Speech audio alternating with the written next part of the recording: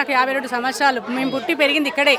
అసలు మా ప్లాట్స్ చేసింది కూడా ఎవరో కాదు, మా మామయ్యనే అమ్మిండు ప్లాట్స్ అన్నీ. అంటే ఇది గవర్నమెంట్ ల్యాండ్ అయితే మా మామయ్య రియల్ ఎస్టేట్ చేయడు కదండి, పట్టా భూములనే చేసిండు. అప్పుడు చేస్తే పాపం గరీబోళ్ళు ఎక్కడెక్కడి నుంచో వచ్చిండ్రండి. ఎక్కడెక్కడి నుంచో వచ్చి 50 గజాలు 100 గజాలు తీసుకొని ఇక్కడ ఎక్కువ మటుకు బాసనలు తోముకునే వాళ్ళు ఉన్నారండి. బాసనలు తోముకున్న వాళ్ళు, ఉప్పర్ పని చేసుకున్న వాళ్ళు, టైలరింగ్ చేసుకున్న వాళ్ళు కొనుక్కొని కట్టుకున్నారండి. పెద్ద స్తోమత ఉన్నోళ్ళు కాదు కదా. మళ్ళీ అప్పుడు కట్టుకున్నప్పుడు మీరు పర్మిషన్ ఎందుకు ఇచ్చిండ్రు? రోడ్లు వేసిండ్రు, కరెంట్ ఇచ్చిండ్రు, మళ్ళీ ట్యాక్సీలు కట్టమని చెప్పిండ్రు. మధ్యలో ట్యాక్సీలు కడుతున్నారు, కొంతమంది ట్యాక్సీలు కడుతున్నారు. రిజిస్ట్రేషన్ పోయినప్పుడు తెలియదా అండి వాళ్ళకు? ఇది గవర్నమెంట్ ల్యాండ్ పోతుందమ్మా, చేయించుకోవద్దని చెప్పాలి కదా. మాకు రేట్ వస్తే కూడా మేము అమ్ముకోలేదండి. ఎందుకంటే ఇక్కడ హైదరాబాద్లో చిన్న గుడిసె మాకు ఇక్కడ వాళ్ళు బాజాబ్తో అమ్ముతేనే కదా కొనుక్కున్నాం మేము. మళ్ళీ రిజిస్ట్రేషన్ చేయొద్దు కదండి, ఆపేయాలి కదా.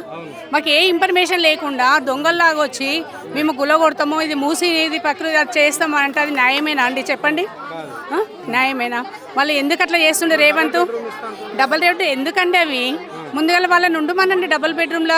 ఇప్పుడు నాకు 3 కొడుకులండి. నేను టైలరింగ్ చేసి, మా ఆయన ఆటో నడిపిస్తాడు, నేను టైలరింగ్ చేసిన. నేను 100 గజాలు తీసుకొని కట్టుకున్నా.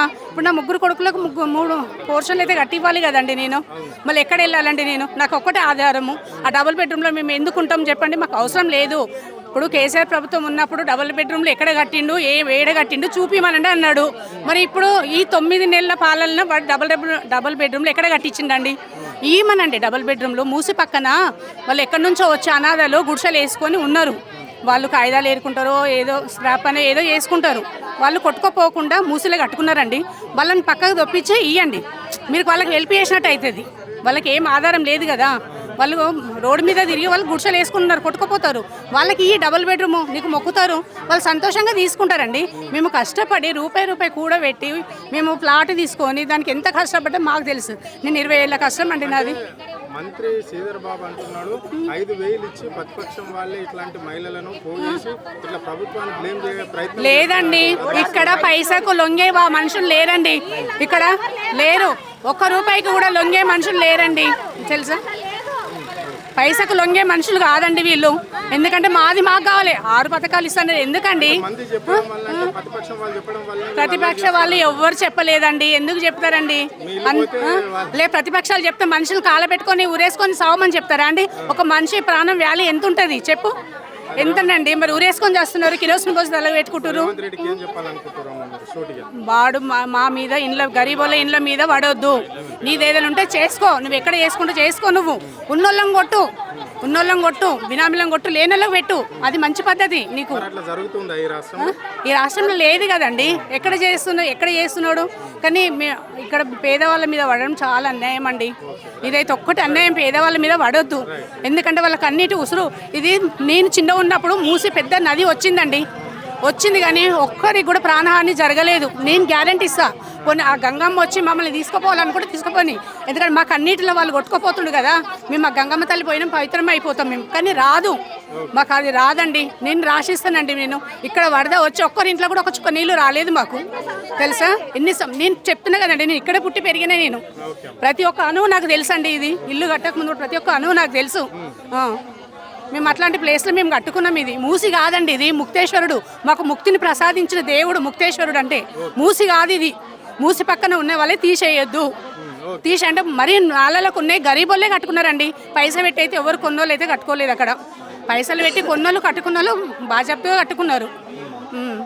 నేను చెప్పేది ఒకటే అండి, రేవంత్ రెడ్డికి చెప్తున్నాను నేను, ఆయన పేదవాళ్ళ మీద పడవద్దు, ఇండ్లు దోసుకోవద్దు, దొంగలు రావద్దు. మాకు వచ్చింది అనుకోనండి, దానికి వ్యాలీ కట్టియమనండి, మాకు ప్లేస్ చూపిమనండి. ఇప్పుడు మేము అమ్ముకుంటే నాకు మొన్న వచ్చిందండి 70 లక్షలు ఇస్తాను వచ్చిండ్రు నాకు మా ఇంటికి. మేము లేని ఇప్పుడు ఇక్కడ నేను నా పిల్లలు పెద్దగా ఇల్లు సరిపోతలేదని చెప్పి నేను పక్కకు రెంటుకుంటున్నా. మళ్ళీ 70 లక్షలు ఇస్తాను వచ్చిందండి, నేను ఇవ్వలేదు. ఎందుకు ఇవ్వలేదు? దానిపైన కట్టుకునే స్తోమత నాకు లేదు. ఇప్పుడు పైన స్లాబ్ వేసి ఉందండి నాది, దాని మీద కట్టుకునే స్తోమత నాకు లేదు. నా పిల్లలు పెద్ద అయినాక కట్టుకుంటారని నేను వెళ్ళిపోయి రెంటుకుంటున్నాండి నేను. మళ్ళీ సరిపోదు కదండి, పిల్లలు పెద్దగా అయ్యిండ్రు నాకు. వాళ్ళు సంపాదించుకున్నప్పుడు కట్టుకోండి అని చెప్పి నేను పక్కకి వెళ్ళినా నేను. ఇప్పుడు పైసా కూడబెట్టి ఒక 50 ఏళ్ళకు 60 ఏళ్ళకు వచ్చారు అందరు. మనం ఏం చేస్తాం, ఇల్లు కట్టుకున్నారు. ఇప్పుడు సడన్గా ఇల్లు ఖాళీ చేసి డబుల్ బెడ్రూమ్ అంటే ఇప్పుడు 50-60 లక్షలు పెట్టి ఇల్లు కట్టుకున్నప్పుడు నువ్వు డబుల్ బెడ్రూమ్ ఇస్తే ఎట్లా పోయి ఉంటారు సార్? దాంట్లో మన సొంత ఇల్లు సొంత గూడు వదిలిపెట్టి డబుల్ బెడ్రూమ్ ఇల్లు ఉంటే వస్తే ఎంత నష్టం జరుగుతుంది మనకు. ఎవరికి ఇవ్వాలి డబుల్ బెడ్రూమ్? ఎలాంటి ఇల్లు లేని పేదలకు, బిలో పావర్టీ ఉన్న వాళ్ళకు ఇల్లు ఇవ్వాలి. ఇప్పుడు రేవంత్ రెడ్డి మన పేదల పొట్టగొట్టి ఎవరికో ఇప్పుడు మూసీ సుందరీకరణ అని మళ్ళా మాలాంటి పేదలను ఇక్కడ ఖాళీ చేపించి బడాబాబులకు ఇక్కడ హోటళ్ళు పెద్ద పెద్ద బంగ్లాలు కట్టించేది ఎవరి కోసం? మా పేదల రక్తాన్ని చిందించి నువ్వు బడాబాబులో పెడితే నీకేమొస్తుంది? నువ్వు ఏం చెప్పి వచ్చినావు? పేదలకు సహాయం చేస్తున్నావు. పేదల సహాయం కాదు, మా పేదల నుంచి బుల్డోజర్లు పోయి మా రక్తాన్ని చిందించిన తర్వాత నువ్వు మూసీని డెవలప్ సుందరీకరణ చేయి. నువ్వు కావాల్సి ఉంటే నువ్వు దాని యొక్క అలైన్మెంట్ మార్చుకో. నువ్వు ఎప్పుడైతే మన కేసీఆర్ గారికి కూడా ఇలా ఆలోచన వచ్చింది, చేసిరు వాళ్ళు కూడా, నువ్వు అలైన్మెంట్ మార్చుకొని నువ్వు రోడ్డు వైపు ఇప్పుడు ఏదైతే జాగా ఉందో దాంట్లో అడ్జస్ట్మెంట్ అయ్యే విధంగా చేసుకో నువ్వు. కానీ పేద ప్రజలను ఎక్కడికో 20 కిలోమీటర్లు 30 కిలోమీటర్ల దూరంలో డబుల్ బెడ్రూమ్ ఇళ్లలో ఉంచి వాళ్ళని ఇబ్బందులు పెట్టడం కాదు. డబుల్ బెడ్రూమ్ ఇళ్లలో పోవడానికి ఎవరు కూడా సిద్ధంగా లేరు. ఎందుకంటే 70-80 లక్షల విలువ చేసే ఇల్లు ఇవి. నష్టపరిహారం కూడా సార్ ఇక్కడ నష్టపరిహారం ఇచ్చినా ఇప్పుడు పోవడానికి ఏంటంటే మా సంబంధ బాంధవ్యాలు కానీ, మా విద్యా వ్యవస్థలు కానీ, ఉద్యోగాలు కానీ ఇక్కడనే ముడిపడి ఉన్నాయి. మేము ఎన్నో 40 ఏళ్ళ నుంచి ఉన్నటువంటి ఈ ముడిపడినటువంటి బంధాలని విడిచిపెట్టి మేము ఎక్కడికో పోయి బతకాలని అనుకోవట్లేము. చెప్తున్నాం ఇప్పుడు మా తాతలు మా తన్నులు కాంచి ఇక్కడనే ఉన్నాం కాబట్టి మేము ఎక్కడో పోయి బతకడానికి సిద్ధంగా లేము. మా పిల్లల చదువులు ఇక్కడనే. అదే నువ్వు ఎక్కడో ఇప్పుడు మల్లారెడ్డి తర్వాత మన పల్లా రాజేశ్వర్ రెడ్డిది కానీ తర్వాత అసదుద్దీన్ ఓవైసీ కాలేజీలు కూల్చామంటే నువ్వు ఏమంటున్నావు? వాళ్ళు ఎక్కడికో పోరు, వాళ్ళ పిల్లల ఎడ్యుకేషన్ పోతుందని నువ్వు ఇప్పుడు కూలనంటున్నావు. మా పిల్లల ఎడ్యుకేషన్ పోతుంది, మేము ఒకటి వాళ్ళు ఒకటి కాదు కదా. మా పేదలం అయితేనేమో మేము పోయి డబుల్ బెడ్రూమ్ ఉండాలి, మా పిల్లల ఎడ్యుకేషన్ మీ ఇష్టం ఉన్నట్టు మారుస్తారా? మా యొక్క సంబంధం లేకుండా మా యొక్క ఎలాంటి మమ్మల్ని అడగకుండా నువ్వు మా పిల్లల ఎడ్యుకేషన్ మాట్లాడతానికి నువ్వెవరు చెప్పండి? మా యొక్క ఎడ్యుకేషన్, మా పిల్లల ఎడ్యుకేషన్ పోవడానికి ఎవరు కారణాలు చెప్పండి? ఈ మ్యాప్ దేనికి ఇచ్చిండండి? బఫర్ జోన్ అని, అలైన్మెంట్ అని ఏందో తెలియదు. ఆందోళన చెందుతున్నాం పబ్లిక్. ఎలాంటిది కూడా తెలియదు మాకు. ఇప్పుడు మున్సిపాలిటీ కానీ జిహెచ్ఎంసీ కానీ ఏం చెప్తుంది, మీరేం చెప్తున్నారు, హైడ్రా ఏం చెప్తుంది? ఆల్రెడీ హైకోర్టు హైడ్రా మీద ఏం మాట్లాడిందో మీకు అందరూ తెలుసు. మీడియా పరంగా కానీ మనం పేపర్లో కానీ చూసినాం. ఈరోజు మీ అడ్డగోలిగా ఇప్పుడు ఆల్రెడీ మనం నల్ల నీళ్లకు మనం డబ్బులు కడుతున్నాం, కరెంటుకు డబ్బులు కడుతున్నాం, పర్మిషన్లు వచ్చినాయి. ఎట్లా పర్మిషన్ ఇచ్చారండి? ఎట్లా సీసీ రోడ్లు వేసిరండి? మీ గవర్నమెంటే కదా.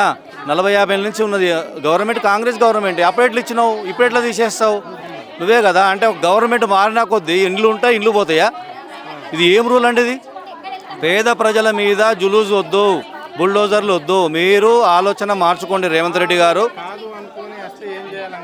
కాదు అనుకుని వస్తే మాత్రం బుల్డోజర్లకు అడ్డం పడతాం. మేము చచ్చిపోయాకనే మా రక్తాన్ని చిందించి మా రక్తం మీద నువ్వు మూసి సుందరీకరణ చేసుకో రేవంత్ రెడ్డి.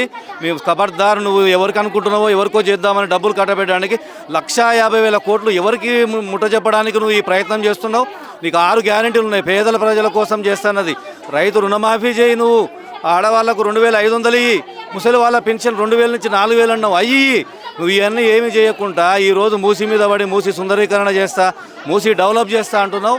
ఇది చాలా మంచిది కాదు. ఇది మీ ప్రభుత్వానికి మంచిది కాదు. మంత్రులు ఉన్నారు, నిద్రపోతుర్రా? ఉత్తమ్ కుమార్ రెడ్డి దాదాపు కూడా ఇక్కడ ఎవరు కూడా హైదరాబాద్లో ఏ ఎమ్మెల్యే కూడా గెలవలే. కాంగ్రెస్ గవర్నమెంట్ ఉన్న ఏ మంత్రి కూడా ఇక్కడ లేరు. వాళ్ళంతా డిస్టిక్ నుంచి వచ్చిన మంత్రులు, ఎమ్మెల్యేలు మా మీద పడ్డారు, మూసి సుందరీకరణని పడ్డారు. నువ్వు చేయి, డిస్టిక్లలో డెవలప్ చేయి. డిస్టిక్లలో ఎంతో సార్ ఎవరు లేరు కాబట్టే మా మీద మరి కసి తీర్చుకుంటుర్రా, మరి మా మీద కోపంతో చేస్తుండా మరి రేవంత్ రెడ్డి? మరి ఏ మంత్రి కూడా ఎవరు కూడా మాట్లాడలే. దుద్దిల్ల శ్రీధర్బాబు అంటున్నాడు 5,000 ఇచ్చి మాట్లాడతారు, ఎవరు మాట్లాడారు సార్? మా కడుపు మండి చేస్తున్నావు. నీకు కూడా నీ ఆస్తి పోతుంది, నువ్వు నిట్ట నిలువున నువ్వు ఒంటరివాని అవుతున్నావు. నీకు డబుల్ బెడ్రూమ్ ఇస్తుంటే పోతావా దుద్దిల్ల శ్రీధర్బాబు? నీకెంతో మేము అంతే పైసా కూడబెట్టుకొని ఇవాళ ఒక్కసారిగా మా పిల్లలు మేము రోడ్డు మీద పడితే ఒక 50 ఏళ్ళు, నాకు ఇప్పుడు 50 ఏళ్ళు వచ్చినాయి. ఈ సడన్గా నువ్వు మారుతుంటే నేను సంపాదించిన ఇప్పుడు ఈఎంఐలు కట్టిన నేను ఇవాళ దాదాపు ఈఎంఐ అయిపోవస్తుంది. నేను ఫ్రీగా బద్దాం అనుకుంటున్నా. నా పిల్లలు రేపు చేతికొస్తాను అందొస్తారు అనుకుంటున్నా. సడన్గా నేను రోడ్డు మీద పడితే నా పిల్లలు నేను ఏం కావాలి? మళ్ళా నేను 0 నుంచి మళ్ళీ నా జీవితాన్ని మొదలు పెట్టాలి. ఎట్లా మొదలు పెడతాను? నా వయసు అయిపోతుంది కదా. నా పిల్లల బతికేంది, నీదేంది? ఇప్పుడు ఒక 0కి వెళ్ళిపోతున్నాం సార్. సడన్గా నువ్వు డెవలప్ చేయాలనుకుంటే ఎట్లా డెవలప్ చేద్దామని అఖిలపక్ష పార్టీ సమావేశం పెట్టు. నువ్వు సమావేశం పెట్టి అందరూ కూర్చొని మాట్లాడదాం. ఎమ్మెల్యే మంత్రులను ఎట్లా చేద్దామనే దాని గురించి మాట్లాడి 8,000 కోట్లతో అవుతుంది. దాని అలైన్మెంట్ ఎట్లా మార్చాలి, ఎట్లా మారిస్తే ఎట్లా డెవలప్మెంట్ అయితే పేద ప్రజలకు ఉపయోగపడే మా మూసి సుందరీకరణ అన్నావు కదా, మేము కూడా ఇందులో భాగస్వామ్యం కావాలి. మేము కూడా ఇక్కడ బతికినోళ్ళం, మాకు కూడా కొంచెం ఆధారం చూపియండి ఈ మూసిలో. కానీ మమ్మల్ని దూరం చేసి మమ్మల్ని ఎక్కడనో చేసి నువ్వు ఎవరికో పెద్దోళ్ళకి ఇస్తా మాత్రం మేము ఊకోం. ఖబర్దార్ రేవంత్ రెడ్డి, నువ్వు కూడా మా పేద ప్రక్షాళన చెయ్యి. నువ్వు ఒకసారి ఆలోచించుకో. నీకో న్యాయం, మాకో న్యాయం, నీ అన్నకో న్యాయం కాదు. మేము మీడియా ముఖంగా ఇదే చెప్పదలుచుకున్నా. థ్యాంక్ యూ అన్న, థ్యాంక్ యూ వెరీ మచ్.